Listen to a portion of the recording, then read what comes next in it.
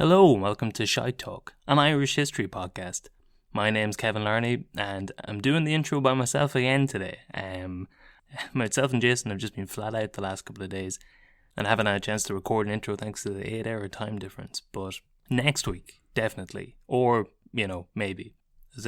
We mainly wanted to do an intro together to give a big thanks to everyone who's been sending us money on Buy Me a Coffee over the last couple of weeks, everyone who signed up to the Patreon for the Sean Quinn stuff and is sticking around for the bonus episodes, or messaging us on Instagram, also at Shy Talk History.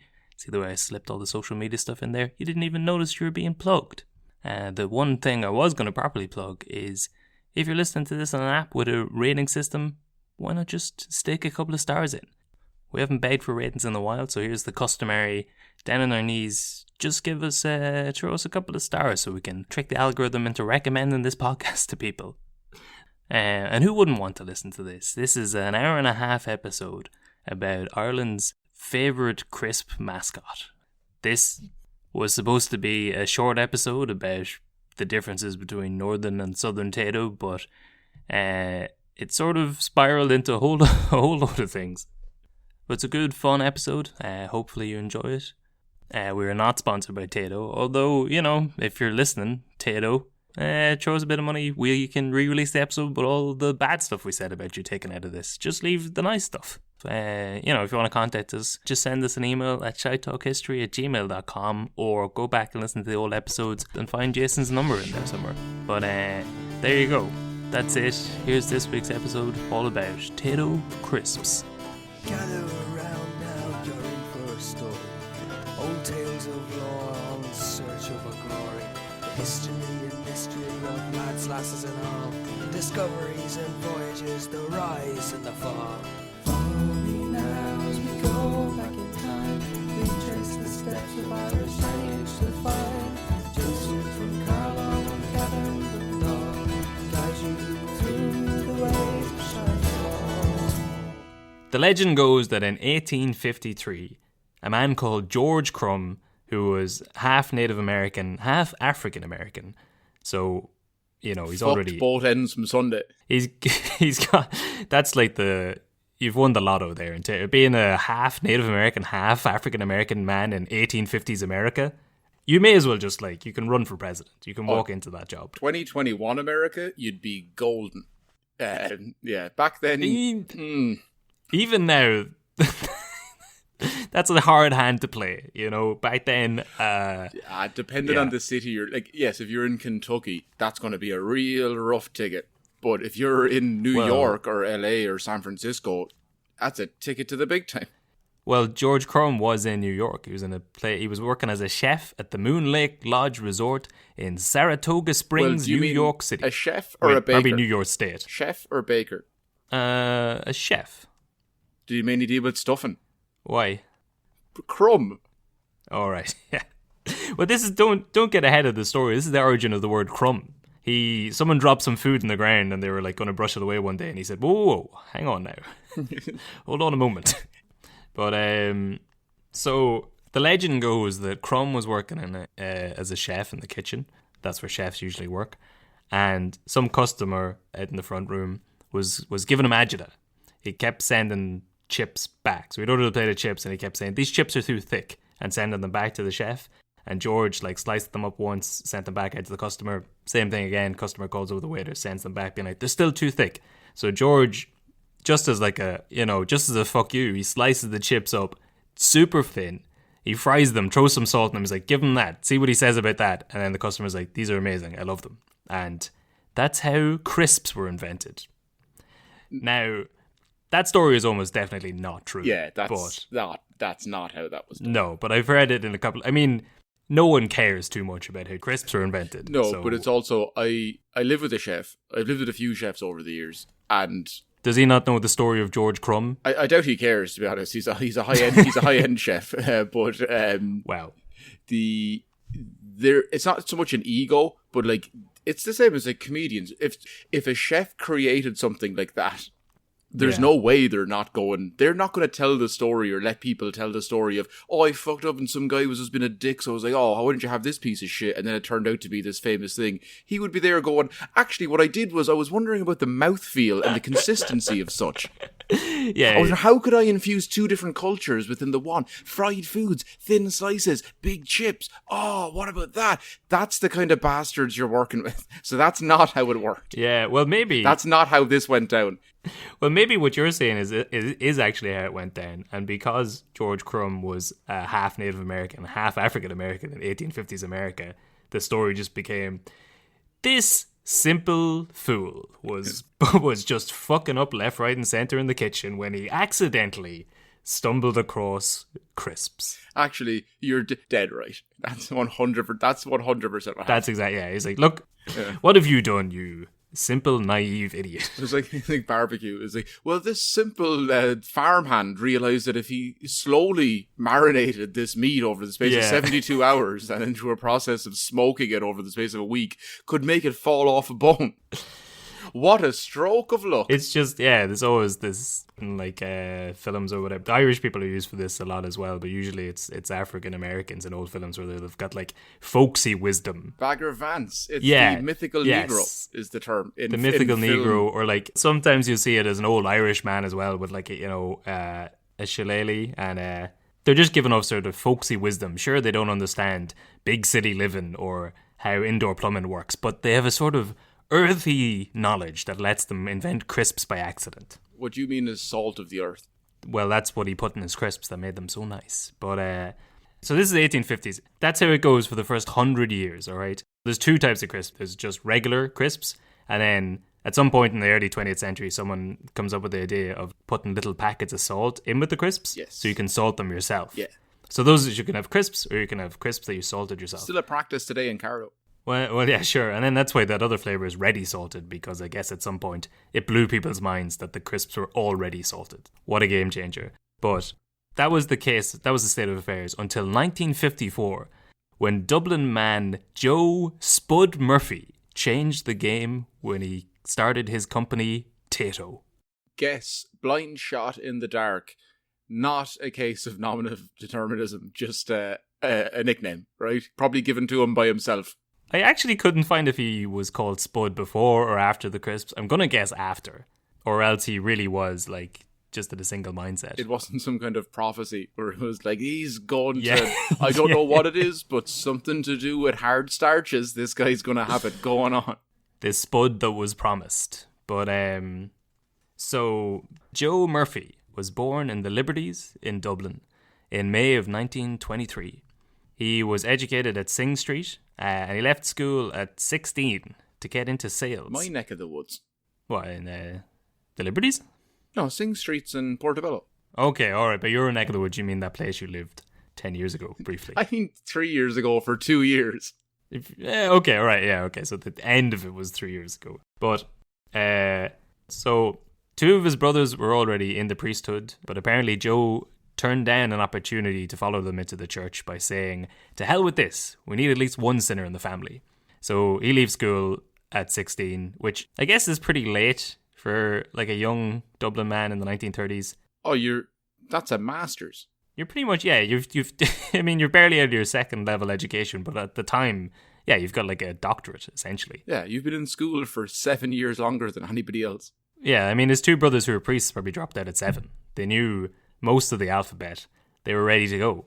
Yeah. And now, did he live with his brothers or anywhere near him? To be honest, I mean, I don't know. I'd say they all probably lived together. Close enough, yeah. Do you reckon it was obviously growing up? Do you reckon it was a rougher part of Dublin? The Liberties back in the 30s. Do you think that's why they called it the priesthood? Yeah.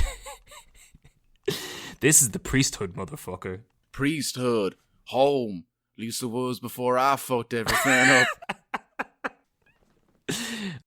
You're only supposed to follow the damn server, CJ.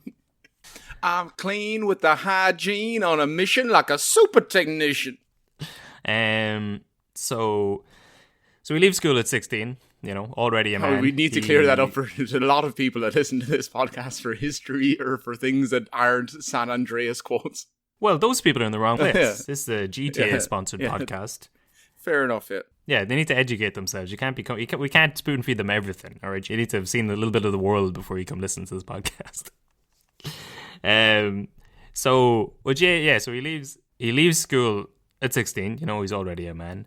He went to work in James J. Fox and Co.'s cigar shop off Dame Street. You know the cigar shop there, like across from Trinity.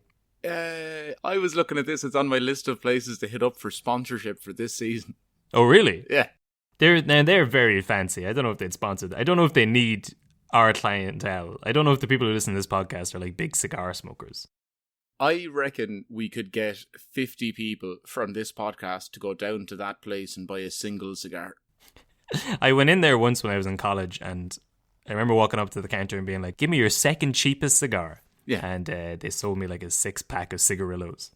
It's like me and bottles of wine. It's like, I know enough to not get the cheapest, but I mean, yes, second or third give me the cheapest second will probably one be up, fine. please. There's a law of diminishing returns. Yeah.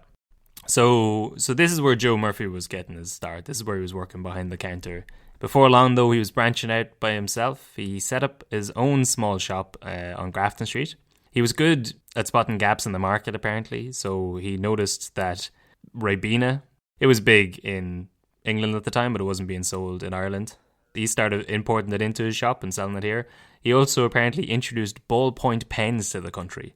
Ooh. That's a really weird CV to be like, I brought Ribena and also...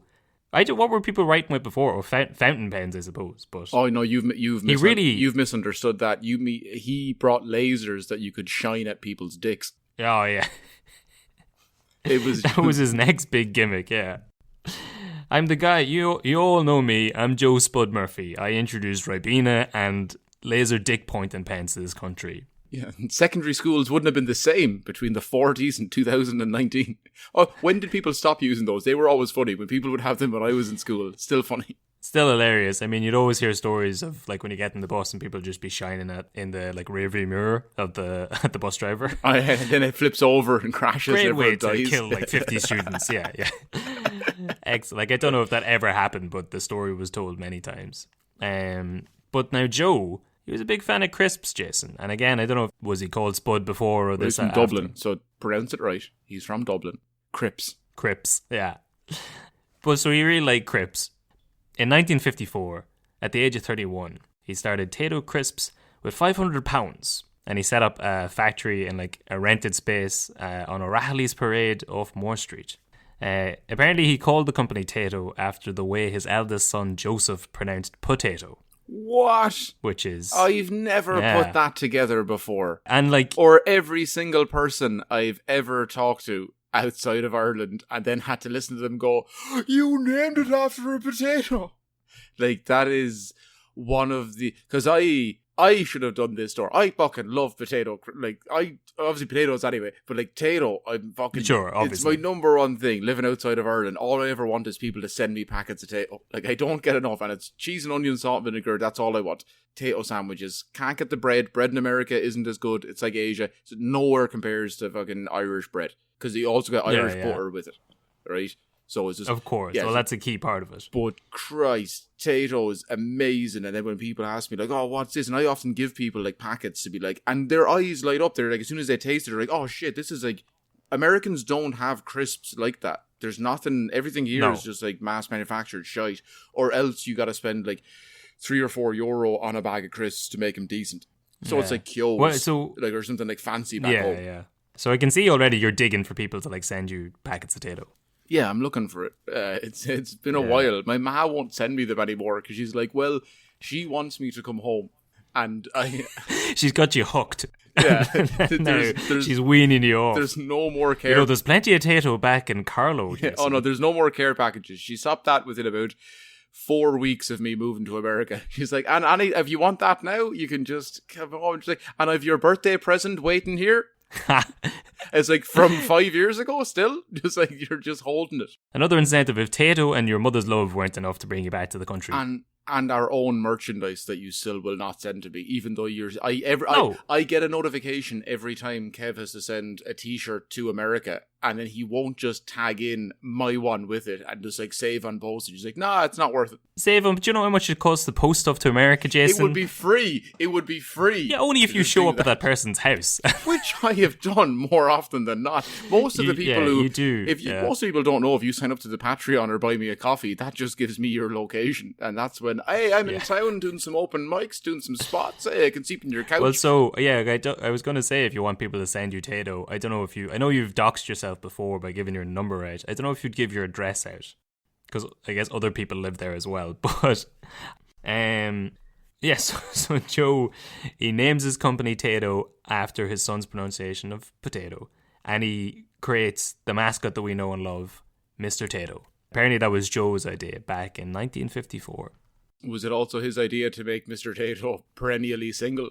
Well, we'll get into that near the end, but yes, perhaps.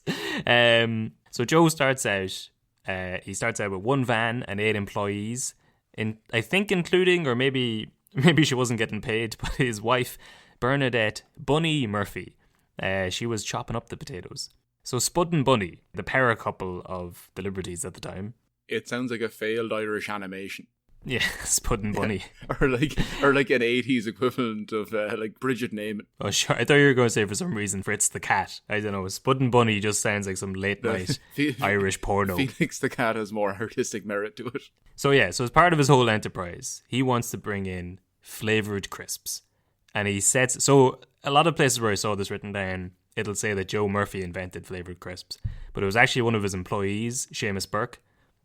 Joe set up the task coming up with flavoured crisps, and Burke was given nothing more than a kitchen chopping board, and he just spent weeks experimenting with different flavours, chopping up different crisps, until eventually he presented something to Spud Murphy that he was like, okay, this deserves the Tayto brand name. Can I guess? And he gave him... Can I guess? Yeah, what do you think the first flavoured crisp in the world was? Chicken and vegetable soup. You're so close. It was actually cheese and onion. Then why? Yeah, chicken and vegetable soup was the second one, though. Carrot? It was actually Burke's first suggestion, and he just he fucked it off the table. He was like, no, try again. What about carrot and coriander? Not a chance. So there you go. Like, we thought the world had to eat. Why? Seamus Burke. Why do we call ready salted original?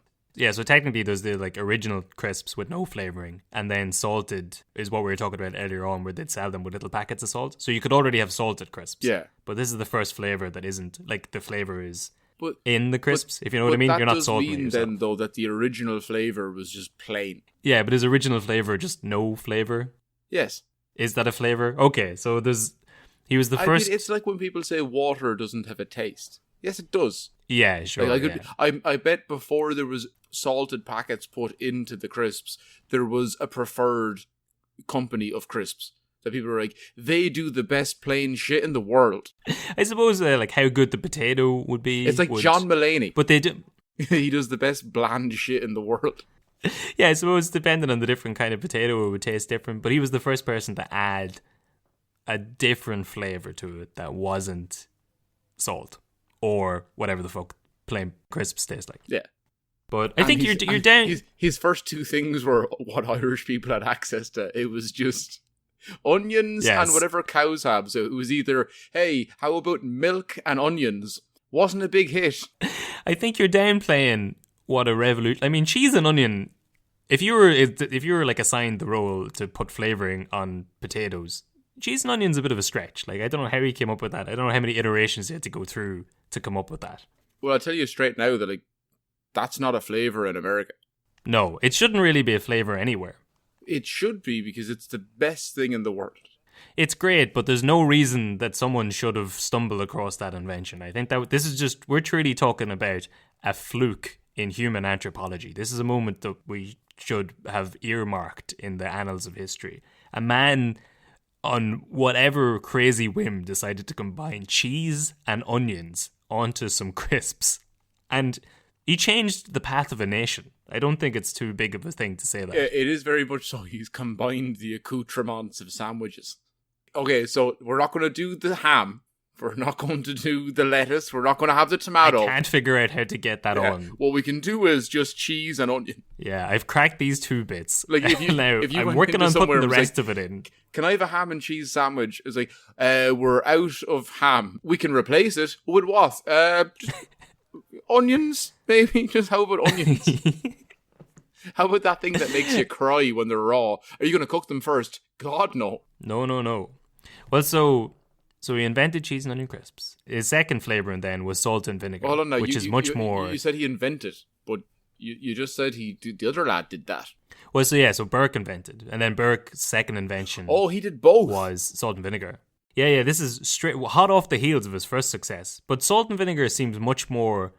Like, you'd imagine that was first. That's like what you put on chips, salt and vinegar. That seems like a much easier reach than cheese and onion. Unpalatable though. A lot of people in Ireland don't like putting vinegar on their chips. Some people just get salt. The sad bastards. I mean, they're not even living. I went on a Leaving Cert geography trip one time and then was accosted by the entire minibus because I fucking got salt and vinegar on me chips. And then everyone was like, oh my God, vinegar? Vinegar on your chips? What are you? You must be from Loughlin. And you're like, oh, that place of a 4-minute drive away. Yeah, we do the thing that the rest of Ireland do. That's just a normal, salt and vinegar. You're eating fried carbs. It's literally just fried carbs. We need to put something on it. And salt is not a spice. Well, if it isn't Jason the Vinegar Brennan. I suppose you'd like a little bit of vinegar in your pint, would you? Coming in not here good enough to eat a plain potato straight out of the ground. Oh, I suppose he wants it cooked first. Oh, there he is now. You want to watch that fella now. I suppose he wouldn't even put hard butter on his bread. He'd be looking for it fucking slightly melted. Well, I remember my teacher coming down. My teacher was from that town, and he came down and like when people were getting on the bus, and he was like walking down, and he was like, "Oh, see, Brennan, you stay back. You're actually banned from the trip. You have to sit in the bus and think about what you've done. Yeah, you can walk home from Glendalough."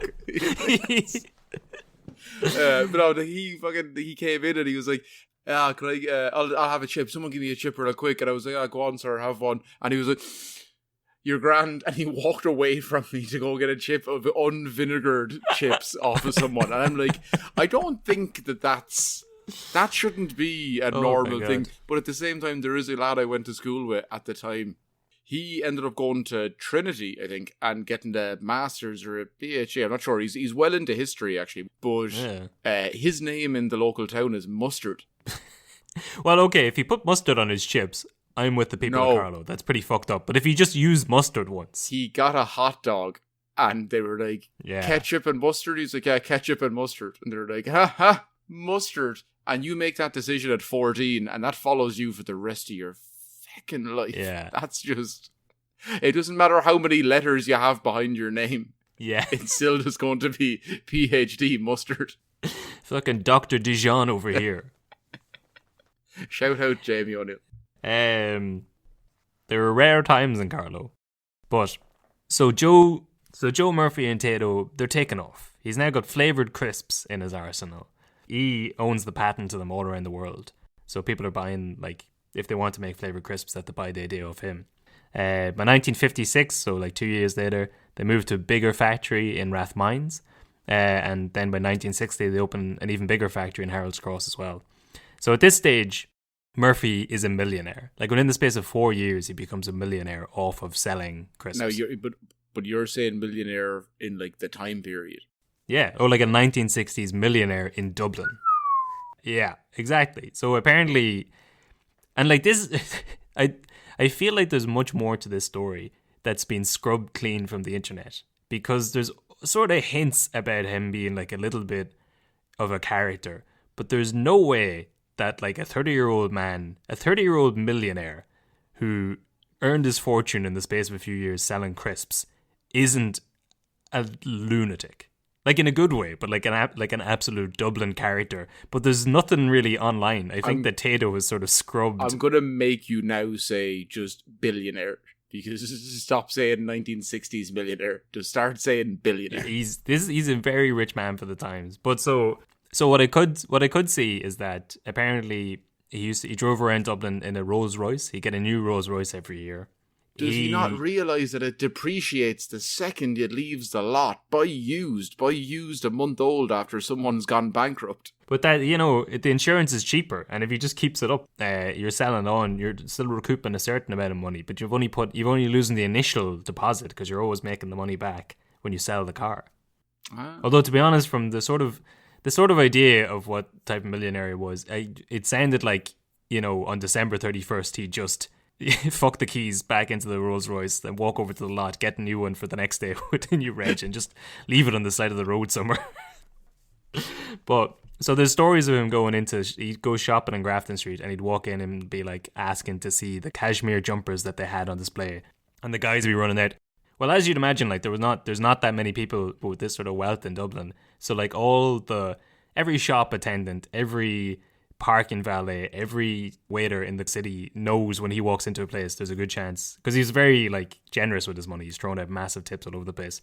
So he'd walk into a shop, ask to see the cashmere jumpers, and then they'd be bringing out like all the different types of cut, all the different colours, all the different varieties, and more often than not, apparently he'd just be like, yep, all right, pack them up and then just take everything, just buy the whole lot. He might have been the only man buying cashmere in Dublin in the 1960s. I mean, well, but that's your style then. Yeah, that becomes your thing. Yeah, if no one else can do it, then that's a fashion choice. It's true. It's like in 2021, if you wear a top hat, or anyone in the past 40 years have ever wore a top hat. Yeah. Like outside of Slash, maybe. Don't be dissing the Mr. Monopoly Man style, okay? You need a monocle, a top hat, you're ready to go in 2022. It's going to be the next big trend. But so he's standing out now as a millionaire. Apparently, as he shot up, like he was well respected for his entrepreneurial spirit. Sean Lamass supposedly held him in high regard. He'd often point to him as what was right with the Irish business acumen or whatever. And I read in one place like Bertie Ahern and Sean Quinn. Exactly like Bertie Ahern and Sean Quinn. Here's a man making an awful lot of money very quickly, and as the government, it's none of our business what he does with it. Let him work away, I say. I'd also read in one place that Eamon de Valera was a big fan and supposedly served Tayto crisps at his inauguration. Oh, yeah, which could have been a publicity stunt, Yeah, maybe he was trying to get in touch with the common man. It was bring me some of those crispy potatoes that the people seem to like. I was thinking more so along the lines of like, hey, Eamon, would you like a couple of grand, and then I'll pay for your food, but it has to be my food, but I'll pay for it. And then you just have to reference the fact. It's kind of like when Usain Bolt broke the world record, still the number one of like, I think like back in the Olympics. Mm-hmm. He was like, oh yeah. And as soon as he finished, he was in Beijing. He was like, oh yeah. And all I ate today, because I didn't trust the food over here, was McDonald's chicken nuggets, because it's the only thing I can think of. And everyone then was like, oh my God, McDonald's chicken nuggets, yeah, because he couldn't trust the food there, because it's every other fucking athlete that won a gold medal was doing that, and you think that, you say all I do is eat McNuggets. I can be the fastest man on the planet too. Yeah. Well, you might be onto something there, because apparently, like, Murphy supposedly had like a really good marketing mind. But going back to the De Valera thing and the inauguration, it sounds great that he had Tayto crisp served at his thing, but Dev must have had like 20 inaugurations. Or I mean, like, how many 20 times was different food suppliers at every single one of them. Well, I would imagine by the 7th time he was president, or the 46th time he was Taoiseach, he was just like, put out a fucking packet of crisps. I'm not going through this again. Like, it's grand, everyone shows up, but then they won't fuck off. I'm left cleaning up the place the next day. I'm up all night. The first 3 or 4 were grand, but at this stage, I don't give a shit. Give everyone a lucky bag and send them home. My fridge is full of brown bread salad sandwiches. You've got... Everyone's gone for the ham and cheese. There's nothing left. And O'Higgins, I always have to make fucking egg salad for O'Higgins because he doesn't eat ham. And he never fucking eats them. I need to make 20 of them. He'll nibble at one and leave it there. And then I'm stuck with 20 rotten egg sandwiches. Well, actually, that's an interesting point there. Think about... have you been to like an Irish funeral or party at any point? Like a funeral is a party. It is, I suppose, in Ireland. But it is a bit. But like, I don't know if parish centres have like copped on to the vegan train yet, where they're like, the salad sandwich, that's for those folk, and they don't realise they're like, well, you've put an awful lot of butter on it, there's eggs in there, and also bacon. Yeah. In fairness, if you show up to a wake and you're like, sorry, have you got any vegan sandwiches? you may get in the casket along with the dead. Like don't be at that. Just go hungry and say your piece and then leave. Don't be disrespecting the man's memory. Yeah, he literally ate red meat for every meal for the last 40 years. That's why he's dead at 55 from a heart attack. Don't be coming in here asking, is there any vegan mayonnaise in the house? Come on. Asking for vegan mayonnaise and seitan kebabs and defibrillators for when someone has a heart attack. You just fucking go right back to Dublin now, you prick. Don't be rubbing salt in the wound. So Murphy was respected for his marketing genius. As we were saying, the mascot of Mr. Tayto had been his idea. There was a very famous neon Tayto sign on Westmoreland Street for like all of the 60s and 70s. I found like a small clip of it on YouTube, but it must have been one of the few neon signs in the city. Like, the 60s version of Cleary's Clock or whatever. It was like the Irish version of the red light district. There was just a load of prostitutes hanging out outside Tayto. Under Tayto's with like the winking Mr. Tayto face. He was also one of the first Irish businessmen to sponsor a show on the radio. It was called Cruising with Tayto and was a half-hour talk show during which like the only advertisements were Tayto crisps. It sounds like joyriding. Cruising with Tayto. It sounds like the kind of things the lads go to juvie for. You were like, well, there was this lad called Tayto. He pulled up. He said it was his car. He honest to God swore to me it was his car. He's been known as a character around town, but he's always been nice to me. In a group of people, not so much, but around individually, and he was on his own, so I said, why not get in? And then we burnt it out and burnt down a farm. I don't know if you're doing this on purpose, but that all sounded like an early 90s Will Smith song. You even had the cadence of like, there was a man called Tayto. He cruised up one day. He said it was his car. I said, okay. Next thing I know, I'm serving 6 years on death row for stealing a car with a live potato. Kevin Lardy dropping the verses. Here we go. Versatile can fucking watch out. Kojak doesn't know what I'm capable of. You know me by what you don't see. I'm known to rock the right frequency quite frequently. I love the idea of cruising with Tayto as like, it's like half an hour. Comedians in cars getting coffee, but it's not. It's just someone having Tayto force fed down their throat by this giant fat billionaire. Also, I feel bad about calling him fat, but you've sent me. Yeah, he's definitely not fat. No one in the 60s was fat, really. If your job was working in deep fried crisps, no one was a millionaire in the 60s. No, but like either, I don't think Irish people had quite got the Tony Montana concept of like, don't get high on your own supply. I assume that every single packet that went through, there was some lad going, I need to taste test these. These are delicious. Yeah. You're not too far removed from the time when people's grandparents died because the potato crop failed. So they were probably like, this is just the best feckin' thing in the world, isn't it? Well, it would be disrespectful to my ancestors to let a packet go by without a bit of a sample. Yeah, it'd be rude not to. And then someone smacked them and said, that's not funny. Never say that again. I don't care if I'm your friend. It was just like the 1960s pour one out for your homies. Just throw a crisp on the ground every time for the famine. But yeah, so this is more the sort of thing that I imagine happened all the time, just based on what I assume I know, based on the stereotype I have in my head of a very rich Dublin man at the time. So apparently there was a court case at one stage where someone was suing Tayto because they'd found like a foreign object in the packet of crisps.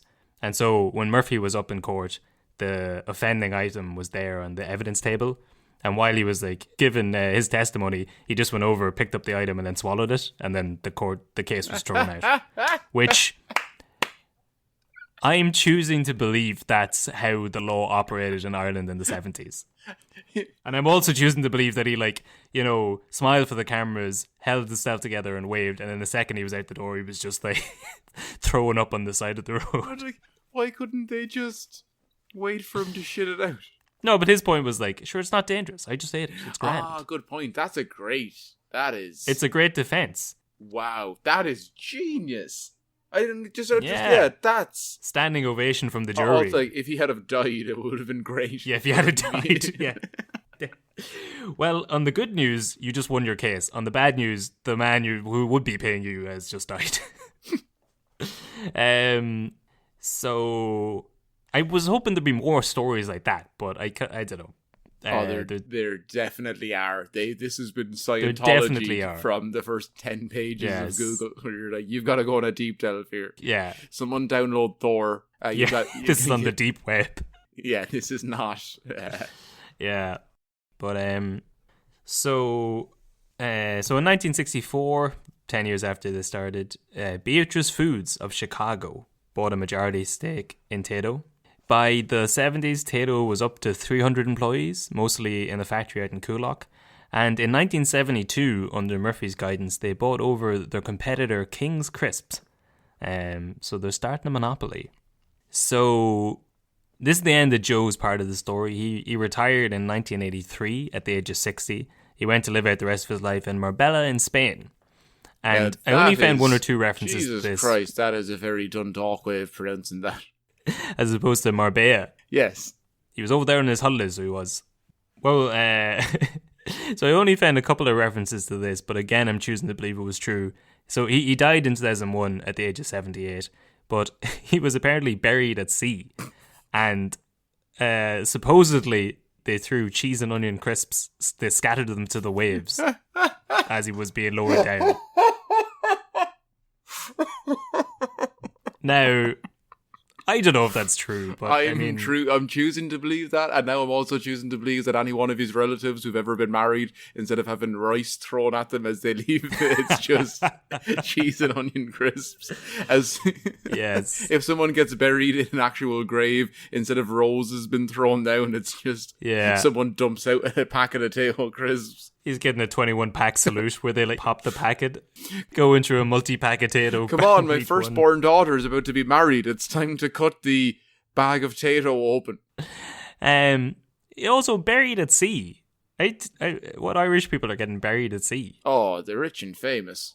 Yeah, these too rich for land burial. Yeah, that's where we're going to end up, Kev. Yeah, in the ground, eaten by worms. Yeah. He's getting eaten by dolphins. There you go. The intelligent kind. Yeah. That's how the other half lives, Jason. But so to go back a couple of decades, after Murphy and Seamus Burke wowed everyone with their flavoured crisps, the boys up north took notice, and the Hutchinson family in Armagh bought the licensed name and brand for Tayto in Northern Ireland, creating a second Northern Tayto. The Hutchinsons started making it 2 years after Southern Tayto. Yeah, because the Kinahans had started it down south. Yeah, exactly. It's one of the oldest Dublin gang rivalries. Yeah. But the people of the north are always comparing the two of them. They refer to the Southern Taytos as free Statos. And unfortunately...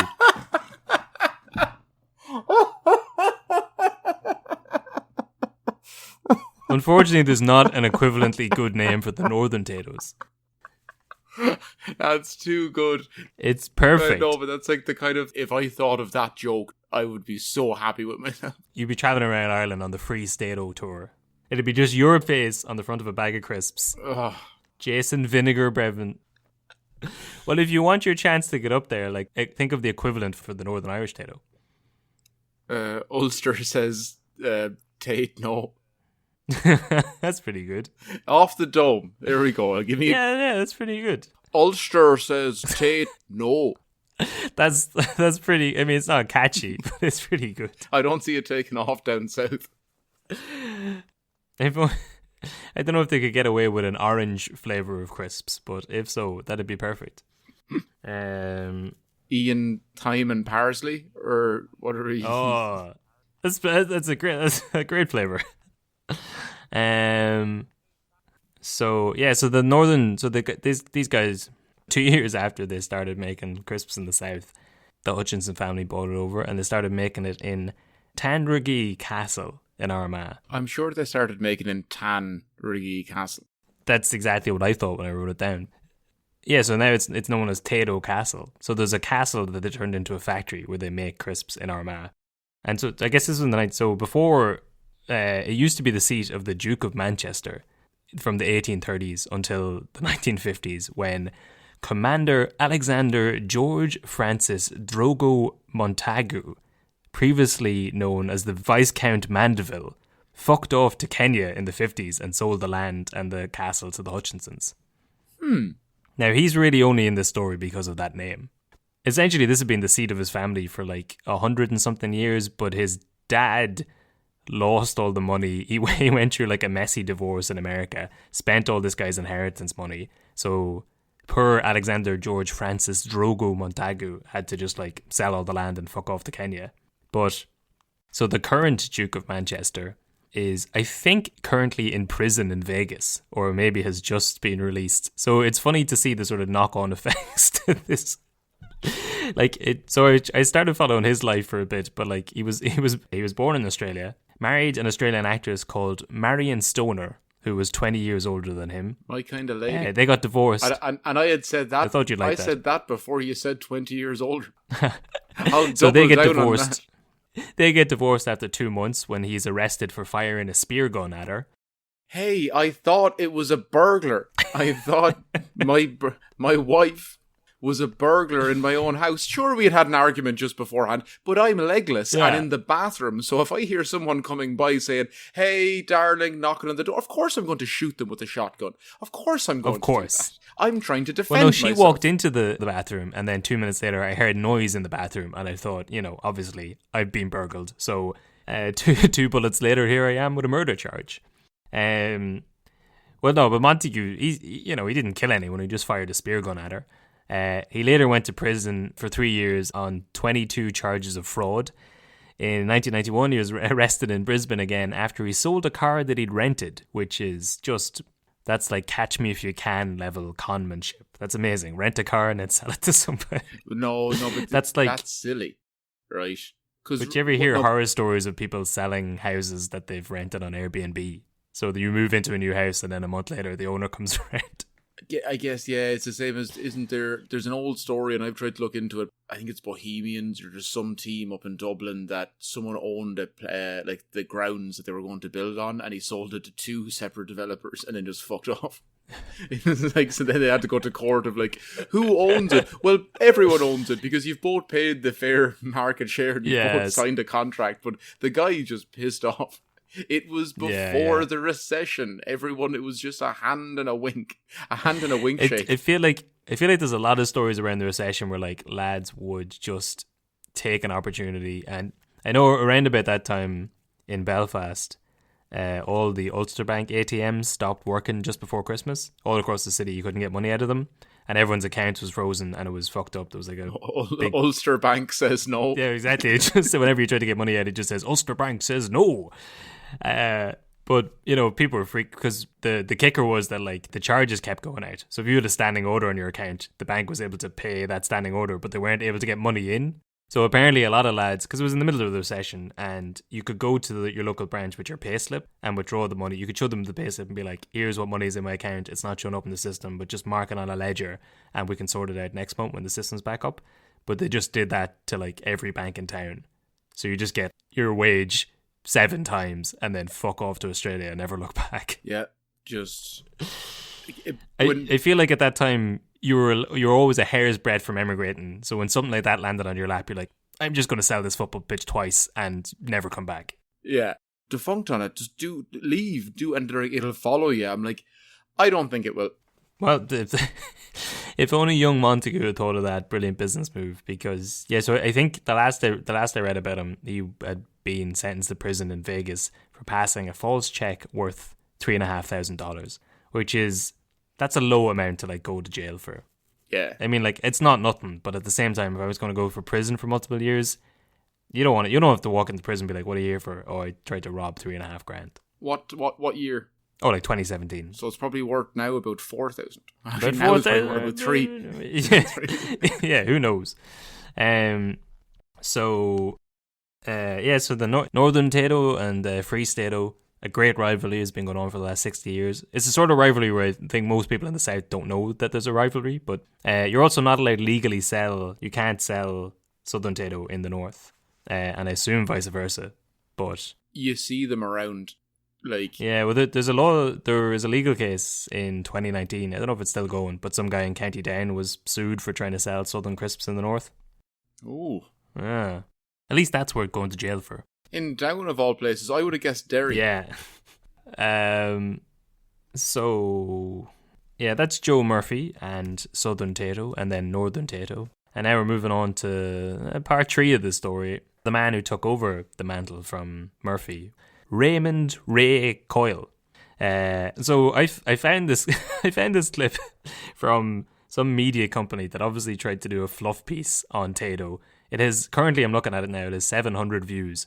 775 to give it its credit. But it's this like there's like a nice little jingle playing in the background. It's like a happy-go-lucky fluff piece about the company.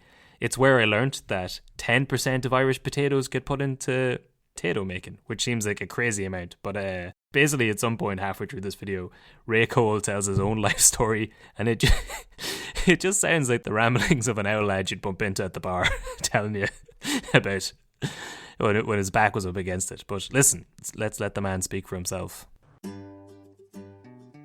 I'm Raymond Coyle, founder and managing director of Tayto Park. Prior to that, it was Tayto Crisps and Largo Foods. I was a potato grower in the 70s and made a lot of money, a huge amount of money in the 70s, and bought a lot of land and kept growing potatoes, which was the wrong thing to do, and lost everything. I had to raffle a farm over in Baystown. I owed the banks 1.2 million, and I sold 4,000 tickets, a £300 ticket, and I paid the banks back, and I started making crisps. I just love the little do the little like happy jingle. Well, it's the fact that because they have 2 different interviewees in the whole thing, one guy's like, so we'll plant in May, June, we'll harvest in September, and we've got and he just gives all the statistical facts about the company, and then it just cuts, and it's the same music. I'm Raymond Coyle, founder and managing director, although the subtitle says founder and owner. The captions can't even get his words right. Like, he has no idea what's going on with this company. So I had to sell my wife and children in 2007. Just was an awful time. Oh God! I borrowed money from the wrong people. I woke up with a shotgun in my mouth on more than one occasion, if you believe it. But so basically, he lost a lot of money. He talked about it in that clip there, but he raffled off. I'd never heard of anyone doing this before, but so to get out of the money that he owed the bank, to pay them back, he owned a field in Bettystown, and instead of selling the field, he raffled off tickets to it. So he sold, I think, like 4,000 tickets at £300 a ticket or something like that, and then made his money back that way, which is pretty clever. Mm-hmm. And then he, I guess, whatever money he had left over from that, he went on and started making crisps. So he founded Largo Crisp Company in 1982, and he took over the famous Sam Spuds brand, which I have never heard of. Have you ever eaten Sam Spuds crisps? Do they make Spuddies? I'm going to say yes, like but I don't want to back that up. I'm going to say Aldi, because I feel like they're not in Lidl, because Bagnallstown, it doesn't have a Lidl, it has an Aldi. And we used to have Spuddies, and it was like just a knockoff, the cheaper version of, like, it was like, I prefer King Crisps to Tayto. Not the general level. I'm saying King Gold Standard, right? Of course, the high. Well, when you're talking about the little knockoffs there, so the next bit is, so like Ray Cole's big contribution to crisps is that he started Hunky Dory's brand. Oh. But that's my favourite little knockoff. The Hunky Dory's and Little are called Okie Dokies. Yeah. Which is a better name. Yeah, it is a better name for crisps. Like, you never say, like, I've heard people say okie dokie. I lose respect for them as a person the second that they do it, but I've never heard someone say in real life, hunky dory. It's all going to be hunky dory on the night, lads. If someone said that, I'd be calling up the police saying, watch that, lad. What about Bill O'Harley, though? I would be calling up the police saying, watch that, lad. As I have been doing for He's been dead for several years. Yeah. So Ray Cole's big idea beyond, crisps was he wanted to make a Hunky Dory's Wild West theme park in Ireland, where he'd have a 55-acre Native American wildlife park complete with totem poles, teepees, raccoons, mountain lions and birds of prey, and the pride of place at his tourist attraction would be his herd of 270 buffalo that he owned. So this is why Hunky Dory says buffalo flavored crisps. It's because apparently the owner has a herd of 270 bison. But they're like some of my favorite crisps. Yeah, and they're owned by... And this is the same thing as Spud Murphy. There's no way that Ray Cole isn't a maniac. What do you mean there's no way? Of course he is. Of course he is, but I can't find anything about him. He's clearly crazy. And again, like in a good way, but he's definitely crazy. But so, as you can guess what happened, so Ray Cole then buys over the Tayto brand in 2006, and he decides not to make his Native American wildlife park and instead make Tayto theme park. But I don't think in this day and age you could get away with having a Native American theme park in Offaly. Complete with totem poles, teepees. I don't like that. Just wouldn't be okay. For anyone who's not aware, this is the sort of stuff where like Irish people have been maligned historically abroad. Like when we emigrated in droves during the famine times, we were seen as impoverished. There's the famous like no blacks, no dogs, no Irish. We were associated with negative stereotypes of being thieves, drunkards, fighting people in the streets. And I think, we've come on a long way. For better or worse, we went through the Celtic Tiger. We've really changed our image to make ourselves a cosmopolitan, first world member of Europe. We've got a seat in the Security Council. We're a voice that people listen to across the world. And then, we do stuff like open a theme park around a anatomical potato. And it's one of the biggest attractions in the country.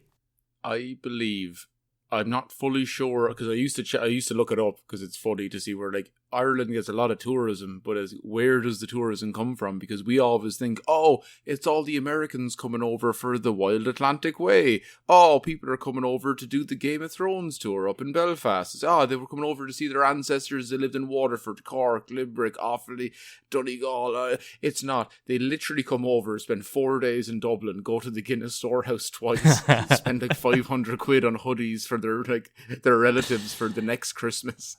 And that's it. Yeah. Well, I think I like to think Tayto Park. Yes. Tayto Park's like an attraction for Irish people. Yeah. And I love it. I've been once. I've never been, which I really need to sort that out once lockdown is properly finished. But how did you find it? Oh, it's so good.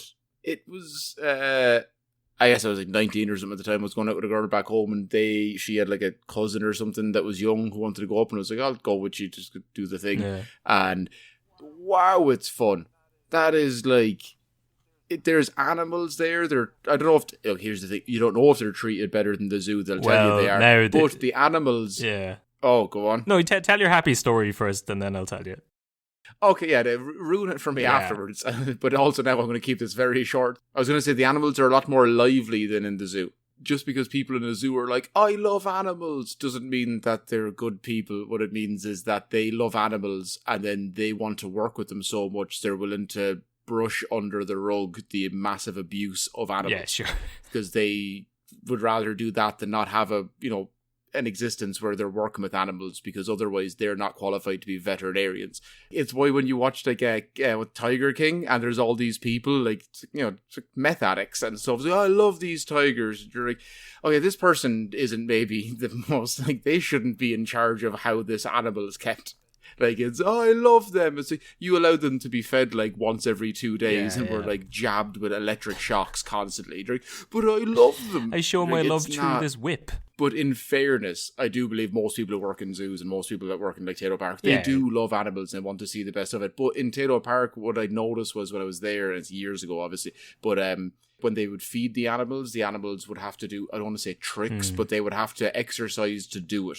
To be like, I got to work out puzzles to jump around to get this food. Well, in 2012, the National Parks and Wildlife Service said that the animals in Tayto Park were in inadequate enclosures, were the result of inappropriate breeding, were all overweight, and had high levels of aggression and stress. So you were basically describing the majority of the population of Meath. Exactly. That was actually just the citizens of the park they were looking at. And that was before we even got into the enclosure. So they banned them from adding any new animals in 2013, and Tayto Park released a statement. Yes, but also when you say we've banned you from adding any new animals, okay, so you're not allowed to invent anymore. That's just like that's what it is. You're only allowed to have animals that were already in existence, all right? No more crossbreeding these new hybrid giraffe donkeys. Yeah, you're not allowed to assault any unimaginable animals. We're going to put a hard and fast line down here right now, okay? No, you can't have a unicorn enclosure. I don't care how many packets of crisps you sell. But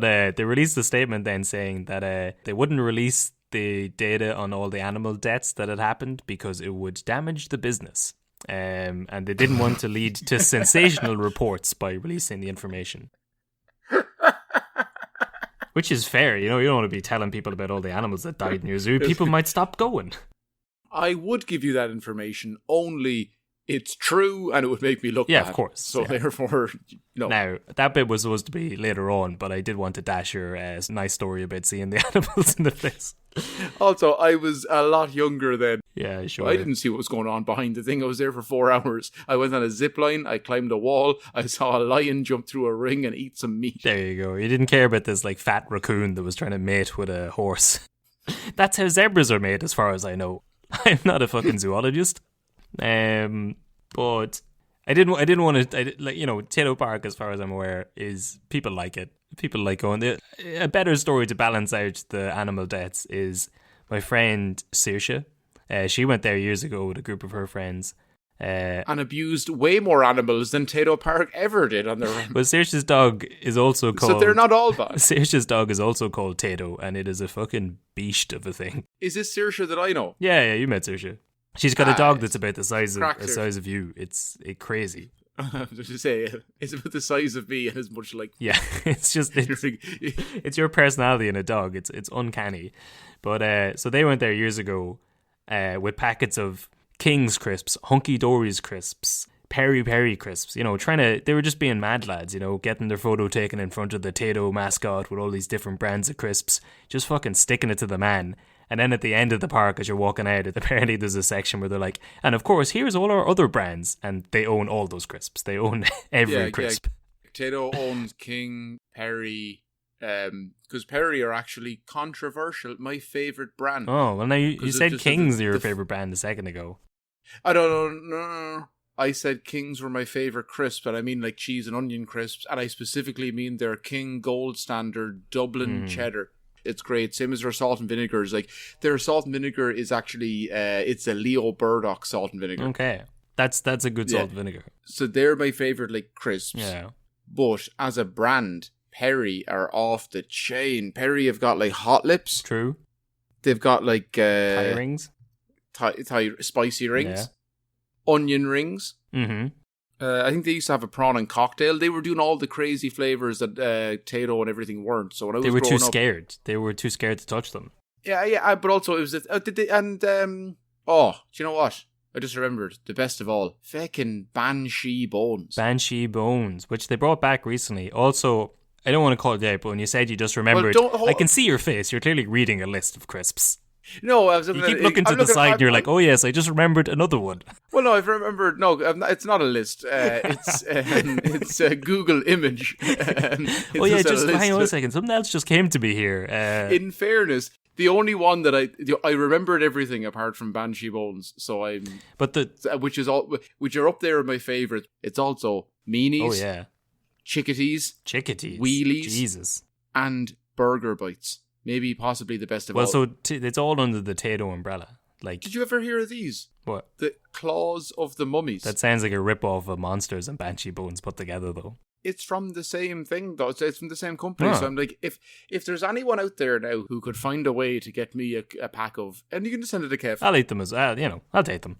Claws of the Mummies, Perry, but now and Ghosties. And fairness, all of Perry.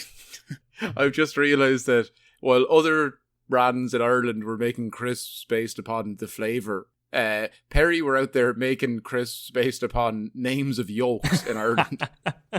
Just Banshee Bones. Oh man, give me 2 hot lips. Oh lad, I was on some session of cheese curls last week. Oh lad, you fucking wanna get the bang off these ghosties. I was fucking stung with Clothes of the Mummy, man. I thought I was an Egyptian pyramid for 3 weeks. I was in a proper monster munch. Some whack. What's it? So that's Tayto Park. Ray Cole's vision was Tayto Park. I don't know how he did it, but he. I'm jumping ahead of myself a little bit. So he bought over Tayto in 2006, his company, and he brought the Tayto mascot into the modern era. He had Mr. Tayto, who was a mascot for a crisp company. He had him run for election in 2007, in the general election. He was in your constituency. He was in the Carlo Kilkenny constituency. And apparently they claim that there was like a couple of hundred spoiled votes, which they think implies people voted for Mr. Tayto. So he was a failed candidate in the 2007 general election. What do you mean they think that implies? That's 100. I know you went and voted for Mr. Tayto in that election. It was probably your first election you were legally able to vote for, and you're like, all of these candidates, Mr. Tayto speaks to me the most. I'd say I've never legitimately voted for somebody in Carlo as an elected official. That like I vote every single time that there's an option to do so. But like when it comes to even if there's someone I believe in, chances are they're not going to be the person who's elected. It's going to be like some cousin or nephew of some bollock. So I'm like, I probably would then just go vote for Mr. Tayto. Yeah. So he came up with all these different similar campaigns. You were saying earlier on that Mr. Tayto was perennially single. In 2008, Ray Cole... He married Jodie Marsh. He started off a campaign on Bebo to find a wife for Mr. Tayto. I remember this. Do you remember this? Yeah. Between January and March, Tayto ran a campaign in which Mr. Tayto was looking for a wife. During the campaign, an ad was placed in the Limerick Leader expressing Mr. Tayto's wish to find love in his life. Irish women were asked to upload their picture to the now defunct MrTayto.ie and explain why they would make a perfect Mrs. Tayto. That's funny. Are you sure you're not confusing that with the former Irish stand-up comedian? I'm sure that whoever... It was a different time again when some guy was just like, what if we convince women to upload salacious photos of themselves to MrTayto.ie and we'll tell them the winner becomes the wife of a potato mascot. But then visitors to the site were asked to rate these women's compatibility. So here you have like an early version of like public... that scene in The Social Network where like the early iteration of Facebook was just pictures of women from different yearbooks where like they were rated on to find the most attractive one. In the same time period, Tayto was doing the same thing to try and find a wife for their fucking potato mascot. Was there any part of you when you were reading that you were thinking, he's underneath that costume, isn't he? Yeah. Ray Cole is inside the Tayto costume. It'll be a legal document. Yeah. He just unzips the thing. He owns it. He's changed his name to Mr. I Tayto. am legally. He's like, okay, now you've signed your life away to me. Also prenups. You don't get any of it, but you have to stay with me. You're a young, gorgeous woman. So one of the ads read, "Are you a lovely girl? Potato-shaped individual would like to meet thick-ankled lovelies with marriage in mind. Must enjoy the finer things in life, like a spin in a Massey Ferguson, crisp sandwiches, and a good old knees up. If your turn-ons include wellies, snacks, and a bloke in a hat, I'm your only man." Until outside of Massey Ferguson, I was like, this is Ray Cole. Yeah, this is definitely Ray Cole. Exactly, this is Ray Cole. A good old knees up. That's a little bit too risque for my liking. I don't think you can be saying, like, this is too cheeky for my liking. This is like, he sells crisps. I don't think he should be looking for a wife online, and I don't think he should be saying things like, if you're looking for a good old knees up and you're turned on by wellies, give me a call. It's too much. If you like straining the spuds. Yeah. So apparently they had the mascot drive around the country meeting women and doing interviews until on March 19th, 2008, Mr. Tayto revealed that he had met so many different women during the campaign that he wasn't quite ready to settle down. So it really sounds like Ray Cole was driving around the country dressed as a potato, banging women, leading them on, saying that, like, come on, you'll be the next Mrs. Tayto. How much do you want the position, And then at the end of it, he was like, you know what? They were all lovely girls. It was a different time. It was, but it's like, it only sounds funny and mad because it's Tayto. Because you're like, oh, it's like crisps. But that's $1 billion industry. Well, yeah, true. Money's money. You know? Sure, he's an anthropomorphic potato with a red jacket and a bowler hat. But, you know, he's 60 years old. Between myself and yourself, he's not long for this world. And he's got quite the fucking inheritance to leave behind. Yes, but then as soon as that man inside the costume dies, another one takes his place and you're legally obliged. Yeah, that's what they don't just tell you. Yeah. And you're stuck raising a wee potato farrel with some new lad in a costume. In 2009, Tayto released a book called The Man Inside the Jacket. It was a harrowing tale, much like Lenny Abrahamson's Frank. Where it was a man had started, it was an artistic endeavour. All of a sudden he'd got some praise, turned into that was his actual personality. So from what I couldn't find a copy of the book, but from what I can see, it was just a €6. It cost €6, and it was basically a 114-page ad that was like semi-biographical, but also it's just the story of a potato mascot. But it was written by Maya Dunphy, who was Johnny Vegas's ex-wife. So you're saying that the wife of a man who Johnny Vegas is basically Mr. Potato. Yeah, Mr. Potato. Like she might have got some inspiration for writing a story about a human potato. Yeah, but so it's written by her and also Kieran Morrison and Mick O'Hara, aka the creators / voices of Zig and Zag and Podge and Rog. Oh, I didn't know that they were the same guys did Zig and Zag and Podge and Rog. Yeah, I did know that. Yeah. But so it took 3 people to write this book. Also, I feel like that was very little to add to this podcast. I was like, I did know that. I'm very sad, and I know a lot about Irish media throughout the years. But it took 3 people to write a book about. It took 3 of them to write The Man Inside the Jacket, and 2 of them were like quite acclaimed Irish comic writers. Yeah, I mean, money. Yeah. Like, well, wait, hold on a second. You're like, well, they're very famous. Remember, they were Zig and Zag in the 80s and early 90s, and then they had that short-lived run of Podge and Rog's successful era. Like, yeah. Scare at Bedtime of Podge and Rog was amazing. I still show people over here now, like horror film fans, and they think it's incredible, and I love it. I think it's like one of the best things Ireland's ever done. The Podge and Rog TV show where they interview people, it's one of the worst things that RTÉ has ever produced. It's like, I enjoyed it when I was like 10 years of age or whatever, but then was like actively having arguments with my parents when I was like 11 and 12 of like, why can we not just watch the panel or just something else? Yeah. Actually, I think the big thing maybe Killing a Scully or maybe Killing a Scully repeats. Maybe Killing a Scully was around at the time. All I remember from that, the only bit I remember from that Podge and Rod show was when they had Jedward on. And they were kind of like, you know, and now over to our musical act, and the camera panned over to Jedward, and then they cut an ad break just as they started, and then they came back after the ad just as they were finishing up, and that was it. And they obviously just didn't tell them. Well, see, but that was the problem with the show. It's not against the guys who make it. It's the whoever produced the show or whatever, or the fact that they had like, you know, like Lucy Kennedy being the guest host or whatever. Is like, you've got this like cult classic amazing show that I don't know how RTÉ ever produced. It's like Soupy Norman.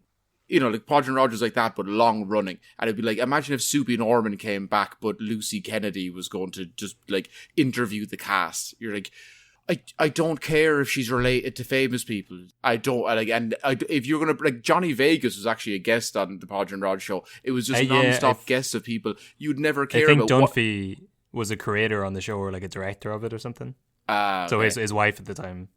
Yeah, but no, the whole thing was just stupid because it was like, what would have been really cool was to see like cool Irish comedians and famous people go on and have the crack and chat to them. But instead of that, it was like, hey, this person was on Big Brother 4 weeks ago for 1 week. Let's get them over and talk to Podge and Rog. They don't understand the humour. It was fucking pointless. Yeah. What could have been a great show. Well, I mean, at least it wasn't their only egg in the basket. They were also ghostwriting The Man Inside the Jacket. They had that. Yeah. No, we only do this diatribical bollock so that we can afford our actual art pieces, writing an autobiography of Mr. Tayto. You know what they say, you do one for them, you do one for you, you know, you just suck it up, you write a show for RTE so that you can follow your true passion. Writing the tale of this potato. But the book, right, so the book sold 60,000 copies the year it was released. So in October 2009, the book knocked Shane Ross, who's now, or he was like the former Minister for Transport, but before that he was like... Former Minister of Sport. Yes, yeah. And also Transport. Also Transport, Sport yeah. is the big one that I care about. But before that he was like a hard-hitting journalist, and he'd written a book called The Bankers about like the recession. The Man Inside the Jacket beat that to the best-selling book in October 2019. It became the number one best-selling book for 6 weeks. So it got there ahead of Shane Ross's book about the bankers. This is in 2009, like in the middle of the recession.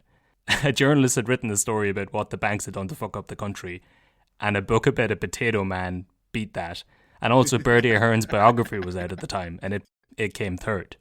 In fairness, an autobiography about Bertie Ahern 2 years into the recession probably wasn't going to be a great sell. But surely, Ed, of just like this is the Taoiseach who just left 2 years ago. So in the middle of a recession, a book about... No one had any money. Yeah, but no one had any money. We'd already given all of our money to the rich and wealthy. They had money. We didn't have more to give. But they had money to buy the autobiography of an anthropomorphic potato. Of course. Yeah. Think about, when we say on the podcast, it was like, I'd watch that show when someone gives a hypothetical about like, it's like, let's do Bachelor's Walk, but also with the Incredible Hulk. I'd watch that show. No, you wouldn't, because it'd be awful. But also, if someone said, hey, there's a Mr. Tayto autobiography, yeah, I might dip in. Like, I bought the Alan Partridge autobiography. I'm only worried now that after like spending a month writing that whole thing about Sean Quinn, that this short was supposed to be a short episode about a fucking potato is going to just be infinitely better. Like, do you want to hear 6 hours of in-depth political intrigue about how one man helped contribute to the collapse of a nation, or do you just want to learn about a fucking potato and his life story? I know what I want to hear. That's why the bad stuff is behind the paywall. So this is sort of the advertising stunts that Rayco was coming up with. Do you remember in 2010 then there was some trouble over a Hunky Dory's campaign where they had a load of like rugby women just standing in low cut rugby tops, and the tagline was, "Are you staring at my crisps?" Yes. And I think Hunky Dory's was sponsoring Irish rugby at the time, and the IRFU pulled the ads saying they were in poor taste, and there was like complaints to the advertising campaign, and Ray Cole, I just read an interview with him and he was like, I don't see how that's sexist. I mean, listen, women are always banging on about how they want their place in sport. Here I have them front and centre with their baps out holding a rugby ball and a pack of crisps. I mean, what more do they want? I mean, I would agree, of course, with like the legitimacy of your argument, but also knowing Irish media at the time, the only reason that became a problem was the tagline. Yeah, are you staring at my crisps? That's not a pun though. It's kind of a pun. Yeah, I mean, but it's not like, maybe if you say it in a Ray Cole accent of Crips, it's sort of closer again, but you're not there. No. Yeah. So after that, he opened the doors to his new Tayto theme park in 2010. So, like, in the middle of the recession, for whatever reason, Ray Cole opens a potato theme park in 2010, like when the country's fucked. So I watched an interview with him where he's on the Late Late Show and he's talking to Tuberty, and he's just like, so imagine Ray Cole from earlier on saying this: if you like a good ride, come down to Meath and I'll give you the ride of your life. He's a man of the time. I mean, he's trying to get lads from like, Clare to be like, I'll bring the kids down, go on to Vic. Well, you don't go see Tayto Park. I'll see how Tayto's made. The kids will see some animals, eat some meat. I'll go on a zip line. The kids can sit in the car. It's €7 a go. Do you think I'm working for them to do that? No. They'll have great memories of seeing their dad have the time of his life. They'll be delighted. But... So, I mean, he's a visionary. People love the park. I don't know who thought it was a good idea to open a potato-themed park in the middle of a recession, but, I mean, 10 years on, and all those dead animals later. People love it. They can't get enough of it. In fairness, people love dead animals. They do love dead animals. But so then in 2015, Ray Cole sold his last shares in his crisp company Largo, and therefore Tayto, which was under the Largo brand. He sold it all to a German snack company called Intersnack, which is the most German name for a company I've ever heard in my life. Yeah, it's just it doesn't need to be that. It's going to be profitable. Well, what it does mean, Jason, is that just like Guinness and Heinz, Tayto, one of the identifiable Irish brands, is not owned by Irish people at all. It's owned by a German outfit. Our Diageo daddies. Yeah, but we sold all of our identifiable brands. Yeah, but I mean, in fairness, we also sold the majority of all of the things that we could state own and run to privatized companies from foreign. The bus service, the NCT service. Vulture funds, we had giant estates all around the nation. Yeah. So it's part of Irish history. Jason, if the government doesn't spend money on services, that means I have to pay less taxes, which means I have enough money to pay for all the things I now have to pay for, like buses and high rent and NCT exams. But if they didn't sell that, how would our elected politicians make all of the money that they don't deserve to make through politics? Because it's actually a regular job. Yeah. It's a normal thing. But whenever I was reading about them Tayto's being sold to a German company, I remember years ago, my German friend was in my house. Shout out to Florian. I'm sure he's still listening after all these years. And I found a load of King's crisps in my thing. I was like, oh shit, I'll make you an Irish delicacy, a crisp sandwich. But I was buttering up some white loaf bread, put a load of crisps onto it, crushed them down nice and good, and I handed them the sandwich. And I was chatting away as I had my back turned to him, and I was making my own sandwich, and I was still chatting away to him. And then when I turned back around, he was in the exact same position with the sandwich still in his hand, just looking at me, being like, "Come on, man! I know I'm German. This is some of this classic Irish banter I've been reading about. Okay, you got me. Yeah. I know this is what you probably eat for Christmas dinner or whatever." And he genuinely wouldn't eat it until I took a bite out of it first. And he was just so reluctant to be what the fuck is this? Ah, yes, I've gotten your Irish joke. You filled up these 2 slices prank of bread with some butter and used bookies tokens. These are just slips from the bookies that have lost. Ah, yes, you make the most of everything. Carbs inside carbs, absolutely, yes. It's why we still consider coddle a delicacy. Yeah. So, for anyone outside the country, go get yourself 2 slices of bread, a bit of Irish butter, and slap down your crisp of choice in between the 2 bits of bread. And then, thank us later on. Yeah, and some people might say, no, it's only cheese and onion. I'd be, no, salt and vinegar is grand too. If you've got that taste, you're good to go.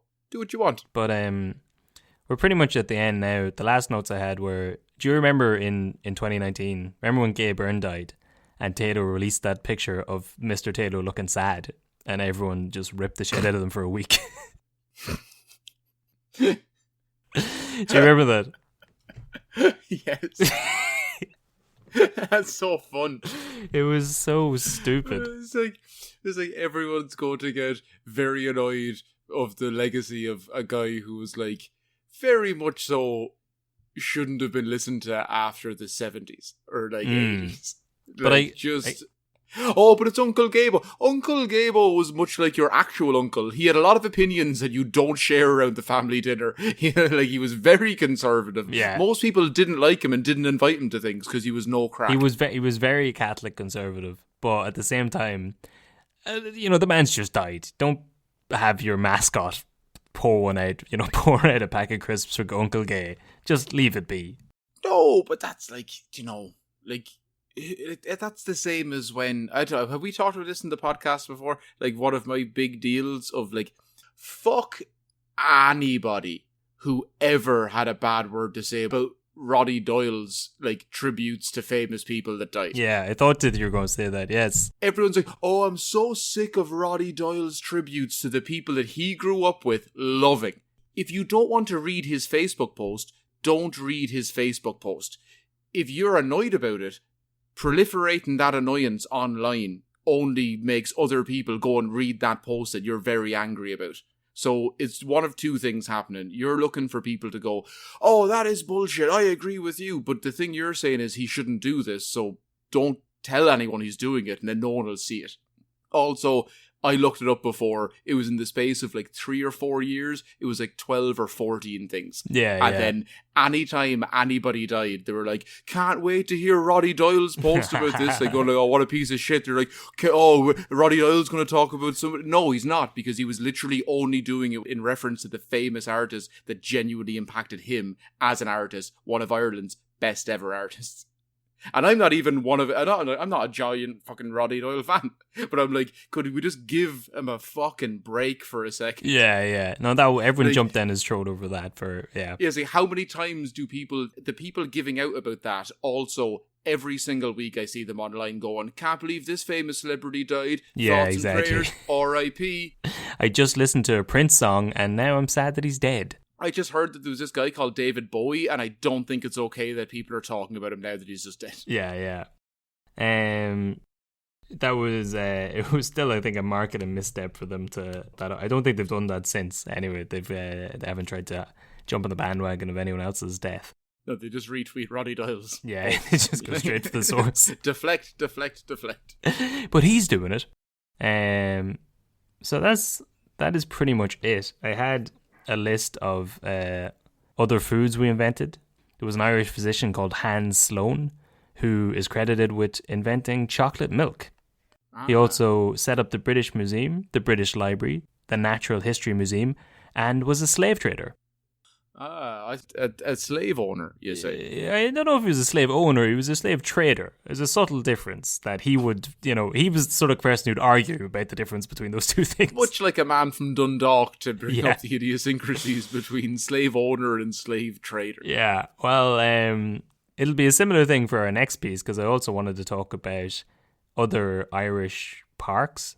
And I think one that we always comes up, like for the two of us would have been going to the same places, I guess, but Mosney and Clara Lara.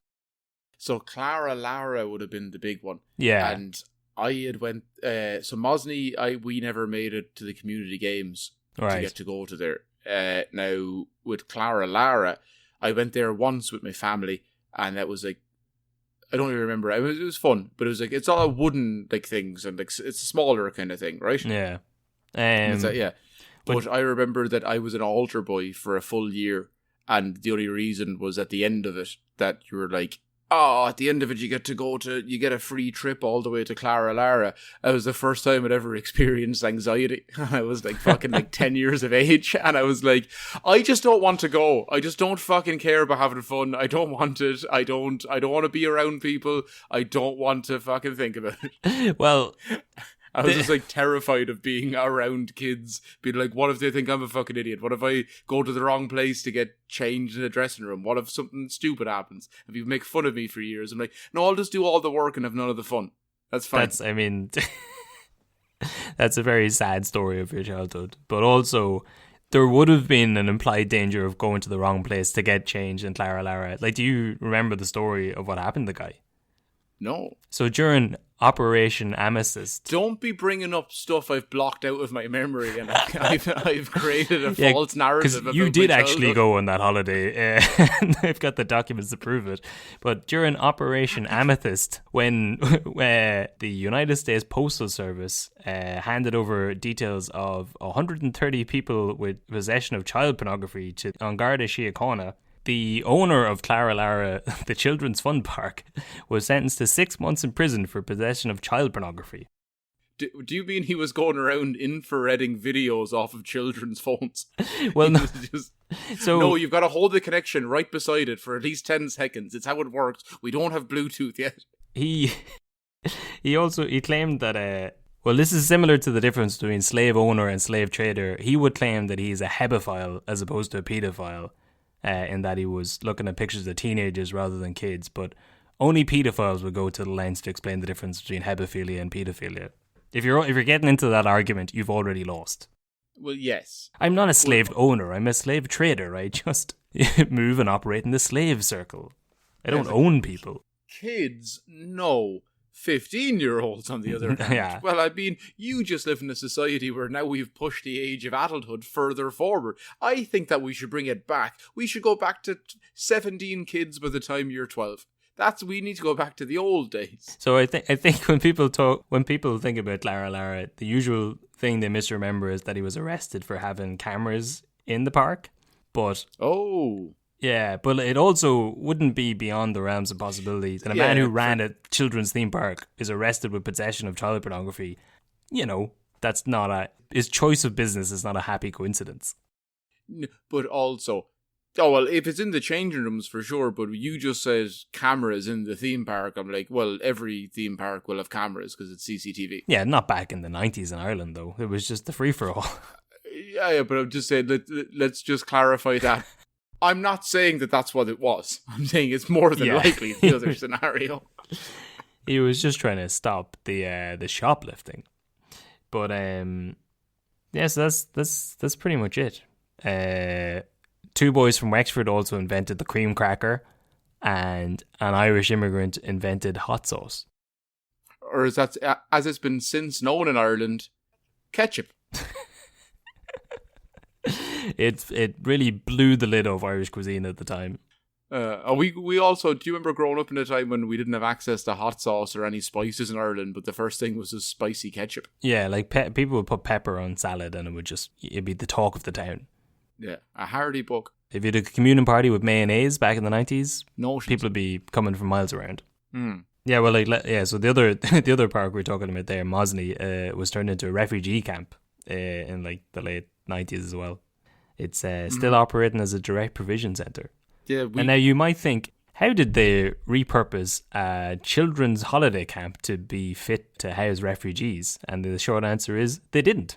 So you're saying they had a great time? There was slides, there was pedophile cameras. It was 20 plus years of non-stop fun. These people, why would you want to have a job if you could go down this slide?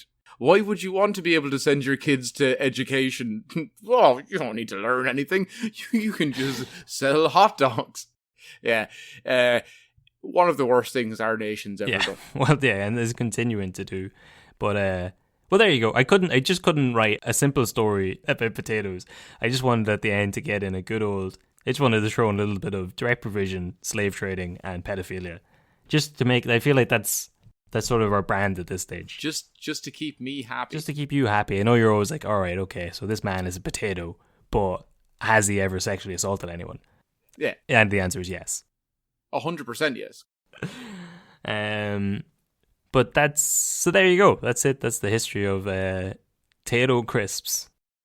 I have a feeling we're going to get sued over this more than the Sean Quinn episode. If we get sued over the crisp thing, if Sean Quinn's like, no, that's all in good faith. Yeah, I fucked up. Game, yeah. It was the lads are only having a bit of crack, and then it's actually Mr. Tayto that sues us. Yeah, I've been looking over my shoulder for the last couple of weeks to make sure that like Dublin Jimmy Cyril isn't coming after me with the boys, when in fact they'll just be like knocked over the head one day by a man in a red coat wearing a bolo hat. No, you're going to hear the snapping of branches over outside your bedroom window. You're going to look over and see the silhouette of it. This 8 foot tall, 7 foot wide Tayto. Oh my god, that's going to be haunting my dreams for the next while. Oh, it's good to be back to not important things. Yes, this is the sort of story I was like, if I get that wrong, no one gives a fuck. No, we're back to shite talk history. We're back to shite talk. This is back to basics. But this is supposed to be a short episode. This is only 3 pages of notes, but we rambled a lot. But hopefully you enjoyed it. And we'll chat to you next week. Good luck. Yeah. Shafter.